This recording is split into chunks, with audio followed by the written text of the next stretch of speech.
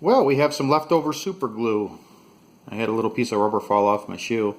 These are little single-use, I guess, little tubes that have the little membrane. It has like a aluminum membrane, and inside here there's a little funnel that pierces it so you can use it.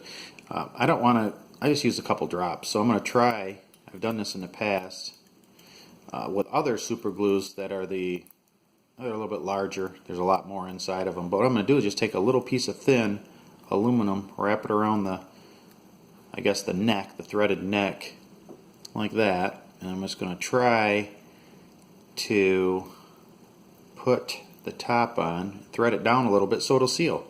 Then next time I need it, I can use it without opening up another one. So let's try to thread her down a little bit and see what it looks like. Oh yeah, looks like that'll work, huh?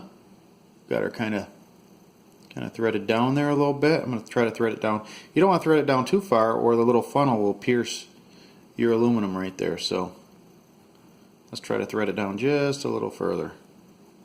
There we go. Like that. Yeah, it looks okay, doesn't it? I think that'll seal up nice. So we can, next time I need a couple drops, I can just take it out and use it again.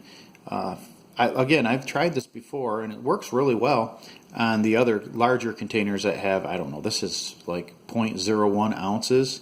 So it's a very, very small amount, but I only used a couple drops, so there's still quite a bit in there.